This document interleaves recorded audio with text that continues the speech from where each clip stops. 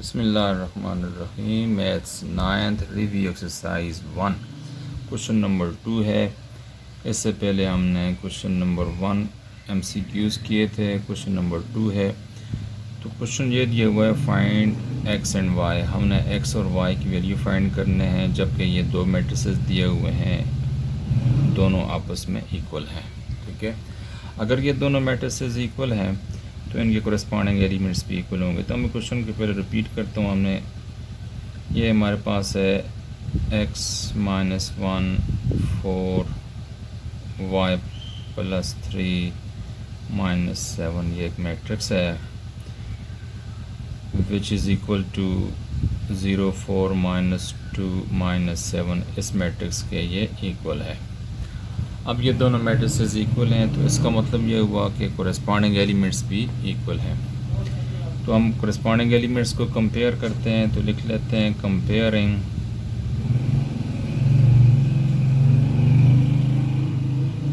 The corresponding elements.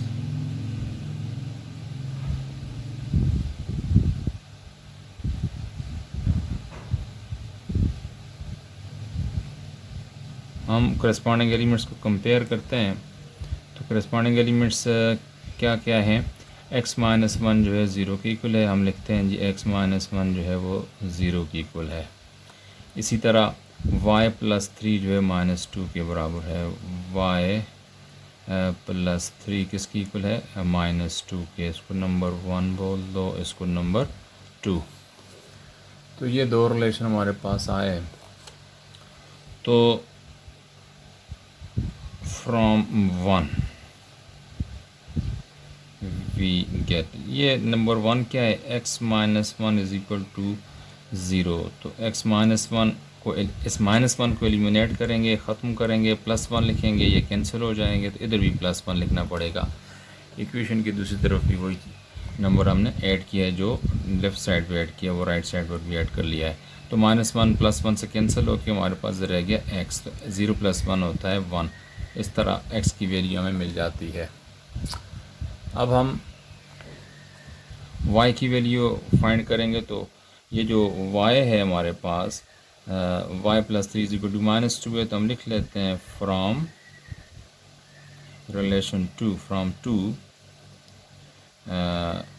We get 2 relation. उससे हमें क्या मिलता है, y प्लस 3 किसकी इक्वल है, माइनस 2 के है।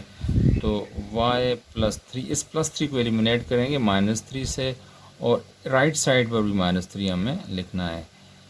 अब माइनस 3 प्लस 3 से कैंसिल हो जाएगा, इधर रह जाएगा y, और माइनस 2 माइनस 3 माइनस 5 के इक्वल हमारे पास आंसर आ जाएगा। y की वैल्यू ये आ गई। तो आंसर हम लिख सकते हैं x इज़ इक्वल टू 1 और y is equal to minus 1। This is our answer. अब क्वेश्चन नंबर 3 करते हैं। क्वेश्चन नंबर 3 है, find the product if possible. ये दो मैट्रिसेस दिए हुए हैं, इनका प्रोडक्ट हमने फाइंड करना है अगर पॉसिबल हो तो। क्वेश्चन को रिपीट किया है, तो अब पहला मैट्रिक्स ये है, दूसरा ये है। देखते हैं ये प्रोडक्ट पॉसिबल है भी कि नहीं। तो होना ये चाहिए, पहले मैट्रिक्स के कॉलम्स की तादाद जो है वो दूसरे मैट्रिक्स के रोज़ की तादाद के इक्वल हो। तो पहले कॉलम में देखो तो कॉलम, पहले मैट्रिक्स में देखो कॉलम 1 है, दूसरे कॉलम में, दूसरे मैट्रिक्स में देखो तो रोज़ की तादाद 2 है। लिहाजा पहले के कॉलम दूसरे की रोज़ की इक्वल नहीं है, तो प्रोडक्ट पॉसिबल नहीं है। अब लिख लेते हैं, उसको सॉल्व कैसे करेंगे। तो लिखेंगे कुछ इस तरह सोल्यूशन में, columns of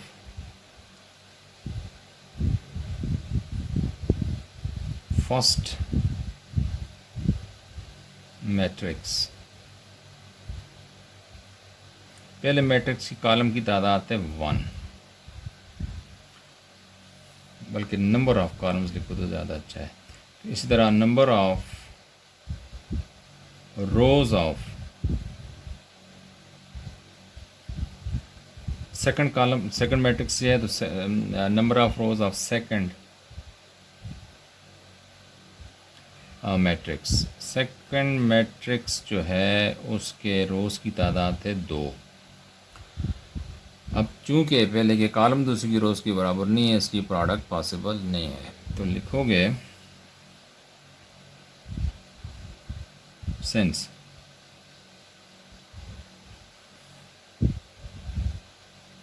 number of columns of first matrix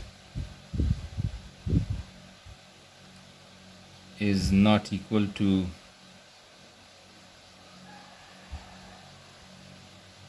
number of rows of second matrix,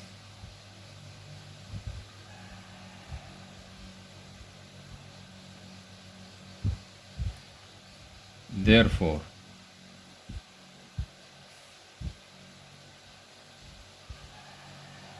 product is not possible.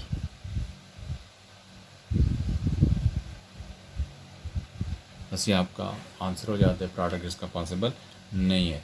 अब क्वेश्चन नंबर 3 करते हैं हम। ये हमारे पास मैट्रिक्स है, हमने क्वेश्चन नंबर 4 में इन्वर्स फाइंड करना है। तो क्वेश्चन रिपीट किया है, तो जब इन्वर्स फाइंड करते हैं तो सबसे पहले क्या किया जाता है, डिटर्मिनेंट फाइंड किया जाता है इन्वर्स फाइंड करने के लिए। तो हम सबसे पहले ए डिटर्मिनेंट फाइंड करते हैं। तो ए डिटर्मिनेंट कैसे होगा, 6 - 3 5 - 2 is equal to first diagonal elements को आपस में मल्टीप्लाई कर लेंगे। फर्स्ट डायगोनल एलिमेंट्स जो है 6 - 2 लिखा, और इसके बाद माइनस सेकंड डायगोनल जो एलिमेंट्स हैं उनको मल्टीप्लाई करते हैं, 5 × -3। तो देखें 6 × -2 मीन्स -12, और -5 × -3 mean -15, -12 minus multiply minus plus ये 15 is equal to 3, which is not equal to 0। लिहाजा प्रोडक्ट पॉसिबल है, इन्वर्स पॉसिबल है। तो अब इन्वर्स पॉसिबल है तो हम इसका करेंगे, आप एडजॉइंट लिखेंगे। तो एडजॉइंट ए क्या होगा, आपको पता है एडजॉइंट में फर्स्ट डायगोनल एलिमेंट्स की पोजीशन चेंज की जाती है। -2 ऊपर 6 नीचे आ जाएगा, -2 ऊपर 6 अपनी इसकी जगह पर आ गया, और सेकंड डायगोनल के साइन चेंज किया जाते हैं। यहाँ 5 है तो इसको -5 लिख लो, यहाँ -3 है तो इसको 3 लिख लो। तो ये हमारे पास एडजॉइंट ए बन गया। अब हम ए इनवर्स की वैल्यू फाइंड करेंगे। पहले फार्मूला लिखते हैं। ए इनवर्स जो है वो किसकी इक्वल होता है, 1/a determinant multiply by adjoint A, multiply by adjoint A. तो देखें ए इनवर्स 1/, ए डिटर्मिनेंट वो है 3, हमने 1/3 लिखा, मल्टीप्लाई एडजॉइंट ए किधर है, ये है -2 3 -5 और 6। तो ये हमारे पास इसका आंसर आ जाता है ए इनवर्स का। तो मल्टीप्लाई करके मज़ीद सिंप्लीफाई कर सकते हो, लेकिन ये आंसर भी दुरुस्त तस्वर किया जाता है। ये क्वेश्चन नंबर 5 है, सॉल्व द सिस्टम। हमने ये क्वेश्चन सॉल्व करनी है, एक्स और वाई की वैल्यूज़ फाइंड करनी है। तो आप मैट्रिसेस की मदद से सॉल्व करें, यहाँ पर कोई यानी आप क्रेमर रूल से भी कर सकते हैं, नंबरिंग मेथड से भी। तो मैं क्रेमर रूल से इसको करने की कोशिश करता हूँ। तो देखें पहले हम इस सिस्टम ऑफ इक्वेशन को मैट्रिक्स की फॉर्म में लाते हैं। तो पहले हम लिखते हैं जी कोफिशिएंट मैट्रिक्स 2, यहाँ पर ये 5, ये जो है फिर 5 और ये -2, ये कोफिशिएंट हमने लिखे। अब दूसरा मैट्रिक्स लिखते हैं वेरिएबल्स वाला। तो पहला x है तो ऊपर x लिखो, दूसरा y है तो नीचे कॉलम का दूसरा एलिमेंट y लिखा। ये कांस्टेंट वैल्यूज़ आती हैं तो 9 और 8 की इक्वल है, ठीक है। तो ये इन दोनों को मल्टीप्लाई करो मैट्रिक्स को, तो इस मैट्रिक्स इक्वल होता है। तो हमारे पास ये मैट्रिक्स फॉर्म में आ गई सिस्टम ऑफ इक्वेशन। अब इनको नेम देते हैं जी। ए हमारे पास मैट्रिक्स है 2 5 5 और -2। एक्स मैट्रिक्स लिखने की ज़रूरत नहीं है, यहाँ पर बी मैट्रिक्स की वैल्यू लिख लेते हैं। बी मैट्रिक्स क्या है, 9 और 8। अब चूँकि हमें चाहिए होगा ए एक्स मैट्रिक्स, तो यहाँ से ही मैं ए एक्स मैट्रिक्स बना लेता हूँ। ए एक्स जो मैट्रिक्स है वो बनता है ये ए मैट्रिक्स का फर्स्ट कॉलम रिप्लेस कर लें बी के कॉलम से, तो वो 9 8। हमने क्या किया है, इस ए मैट्रिक्स की जगह ये 9 8 लिखा है ए मैट्रिक्स के फर्स्ट कॉलम की जगह, और दूसरा कॉलम एज इट इज़ लिखता हूँ जैसा कि लिखा हुआ है।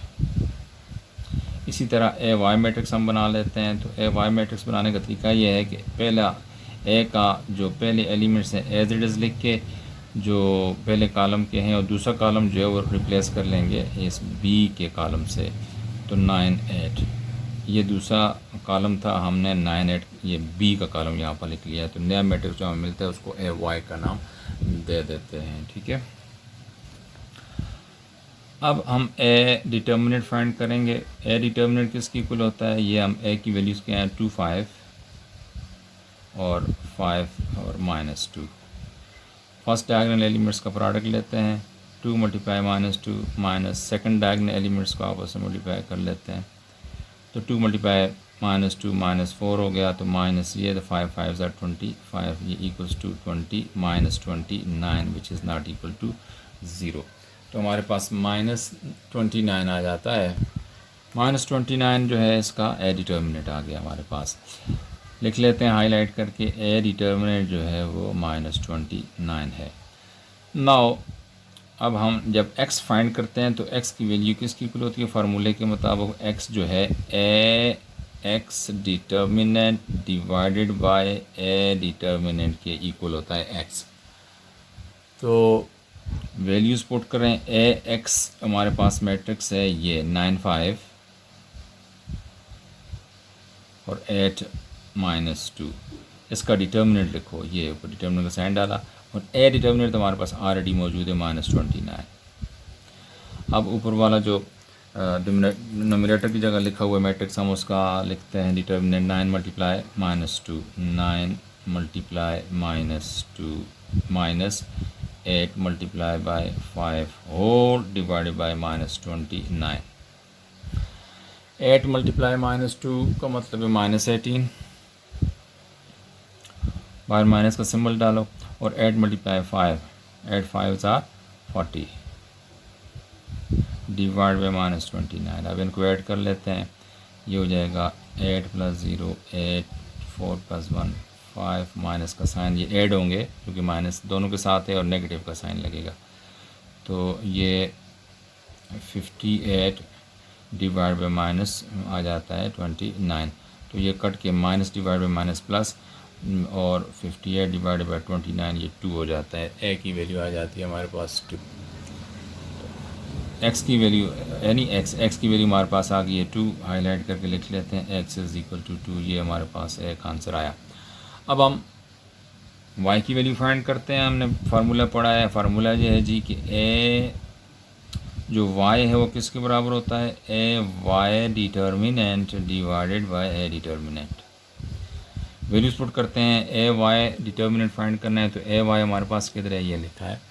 तो ए वाई है 2 9 5 है, 2 9 और 5 और 8। इसका डिटर्मिनेंट लिखा डिवाइडेड बाय -29।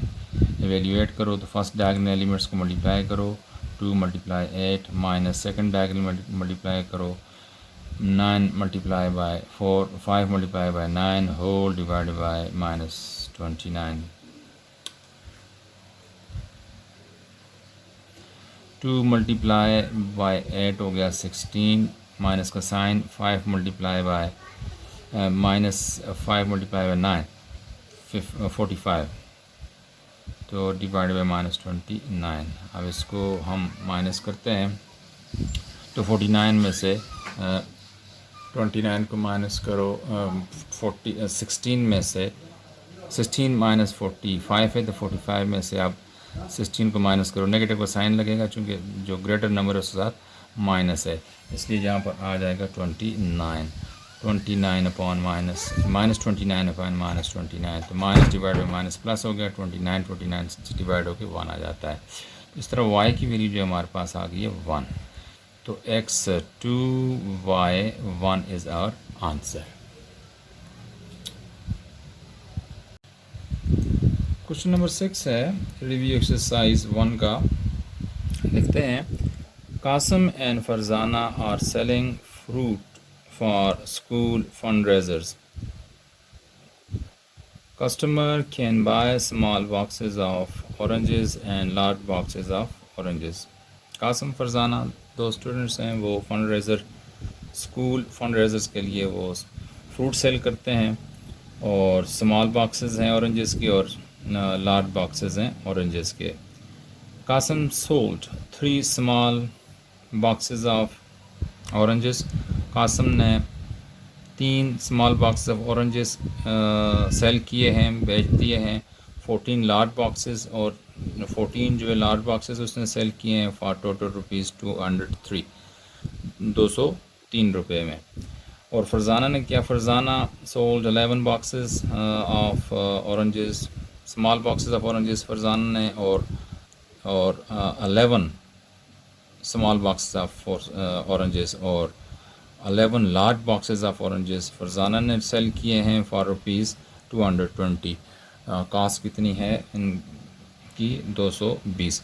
और find the cost of each of 1 small box oranges and 1 small box oranges.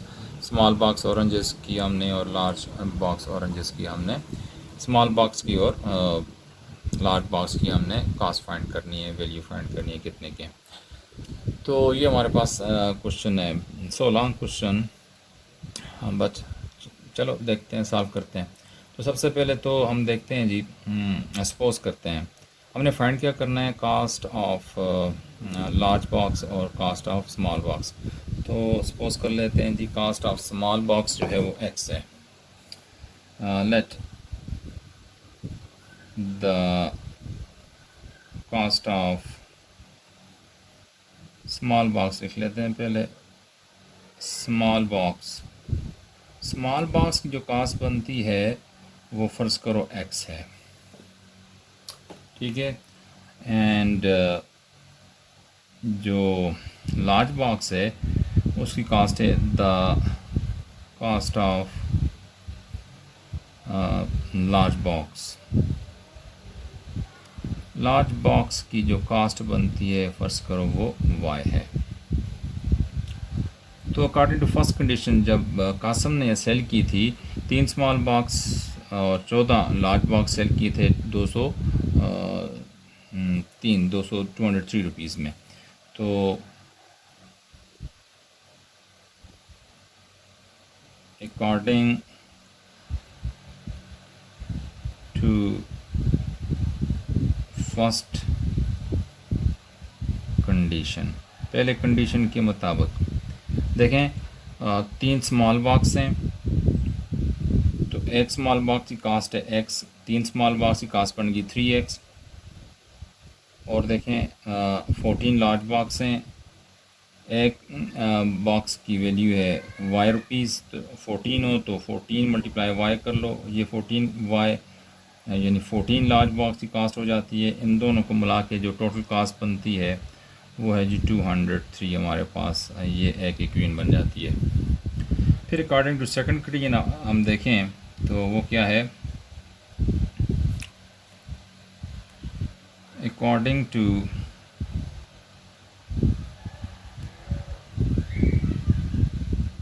Second condition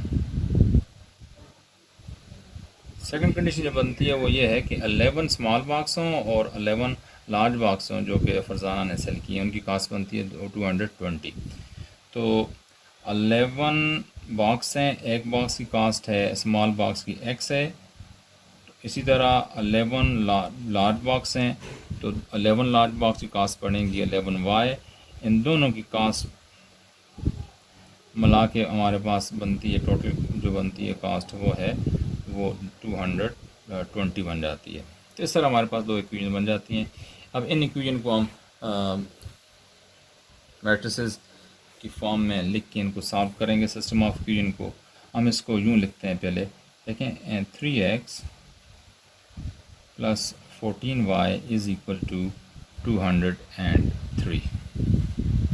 इसी तरह ये 11x प्लस ये 11y इज़ इक्वल टू 220. ये हमारे पास दो सिस्टम ऑफ इक्वेशन बन जाती हैं। हम इनको मैट्रिसेस की फॉर्म में लिखते हैं, फिर क्रैमर रूल की मदद से सॉल्व कर लेते हैं। तो ये 3, ये 14, ये 11, ये 11 मल्टीप्लाई होगा एक्स वाई मैट्रिक्स से। तो कांस्टेंट हमारे पास मैट्रिक्स क्या बने 203 और 220 इसकी इक्वल आ जाती है इनकी मल्टीप्लाई करके वैल्यू। अब इन दोनों मैट्रिसेस को हम नाम दे देते हैं। ये जो पहला मैट्रिक्स है इसको ए का नाम दो, ए इज़ इक्वल टू 3, 14, 11, 11 और ये बी मैट्रिक्स का नाम दे दो इसको हमारे पास तो 203, 220। ये हमारे पास बी मैट्रिक्स का कॉलम बन गया।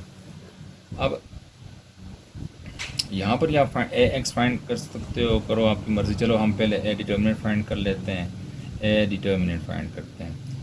तो ये 3, 14, 11, 11 इज़ इक्वल टू ये हो जाएगा 3 मल्टीप्लाई 11 यानी first diagonal elements minus 11 multiply 14।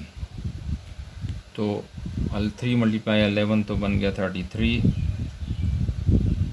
और माइनस 11 मल्टीप्लाई 14 तो 11 मल्टीप्लाई 14 आ जाता है 154।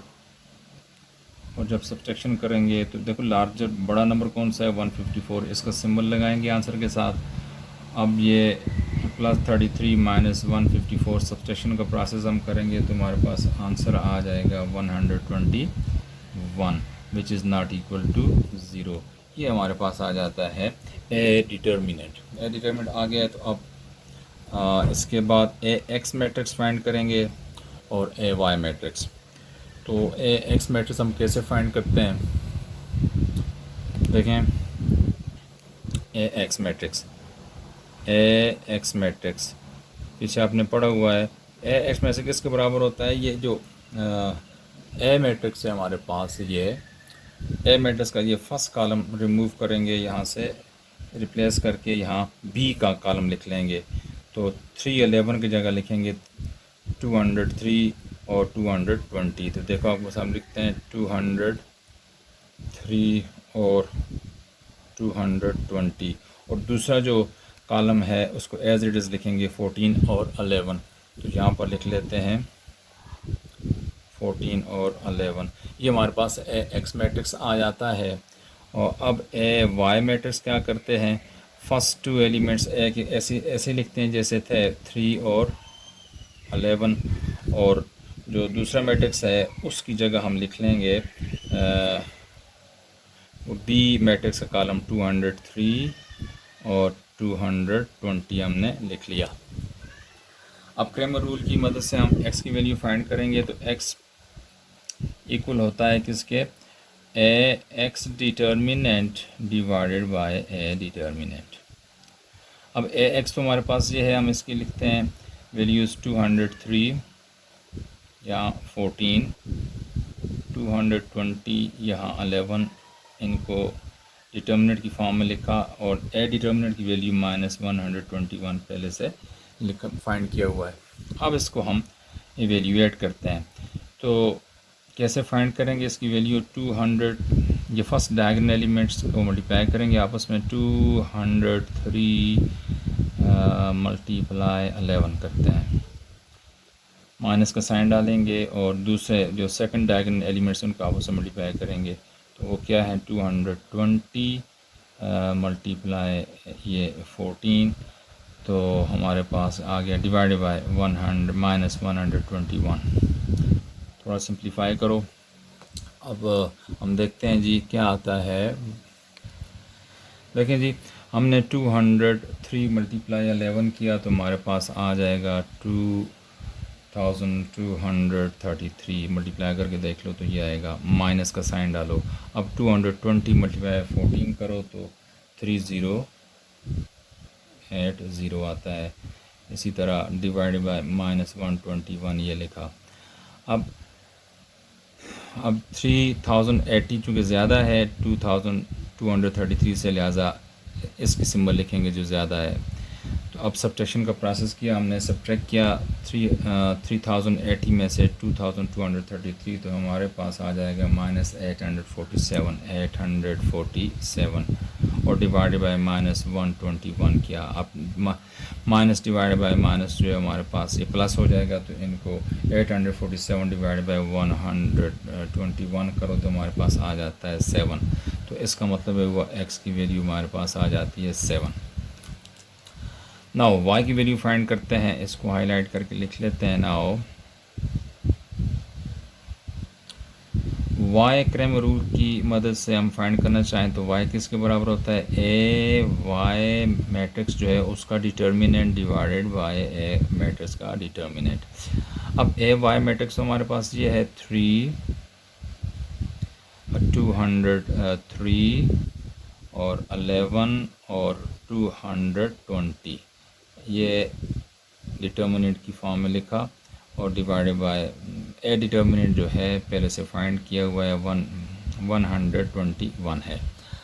अब इसको एवेल्यूएट करते हैं, यानी वैल्यू फाइंड करते हैं y की, तो y इम्प्लाइज दैट y किसके बराबर हुआ, 3 फर्स्ट डायगोनल एलिमेंट्स आपस में मल्टीप्लाई करो, 3 मल्टीप्लाई 220 माइनस 11 मल्टीप्लाई 203, 11 को 203 से मल्टीप्लाई किया, सेकंड डायगोनल एलिमेंट्स को आपस में मल्टीप्लाई किया है, तो डिवाइड बाई 121 हमारे पास है ए की वैल्यू, ए डिटर्मिनेंट की वैल्यू। अब एवेल्यूएट करते हैं जी, हमारे पास 3 मल्टीप्लाई 220 लिखेंगे, तो पहले हम इसको फाइंड कर ले। 3 को मल्टीप्लाई करो 220 से, तो हमारे पास आ जाता है 660, माइनस का साइन लगाया, और 11 को जब मल्टीप्लाई करेंगे 203 से तो हमारे पास आ जाएगा 2233 और होल डिवाइडेड बाय -121। अब इसमें ये चूँकि अब सब्ट्रैक्शन का प्रोसेस होगा, चूँकि यहाँ इसके साथ प्लस की सिंबल है, दूसरी टर्म के साथ माइनस की, तो सिंबल मुख्तलिफ हो गई हैं। तो अब आप सब्ट्रैक्शन का प्रोसेस करेंगे और जो लार्ज नंबर है उसकी वैल्यू उसका हम सिंबल लगाएंगे। तो लार्ज वैल्यू क्या है 2233, उसका माइनस सिंबल है, यहाँ पर माइनस लगा रहा हूँ। अब सब्ट्रैक्शन की यानी इनमें क्या फ़र्क है, 2233 माइनस 660 किया तो हमारे पास आ जाता है -1573 और डिवाइडेड बाय ये -121, तो ये minus divide by minus plus हो गया, तो 173 डिवाइड बाई 121 करो तो हमारे पास आ जाता है 13। इस तरह y की वैल्यू हमारे पास 13 हमें मिल जाती है। तो हम कह सकते हैं नाउ तो कास्ट ऑफ स्मॉल बॉक्स कितनी हुई, हम यहाँ पर लिखते हैं जी, कास्ट ऑफ स्मॉल बॉक्स जो कि x के इक्वल है और वो कितनी है 7, तो ये 7 रुपीज़ हम लिख लेंगे। ये कास्ट ऑफ स्मॉल बॉक्स है। इसी तरह कास्ट ऑफ लार्ज बॉक्स कितनी है, कास्ट ऑफ लार्ज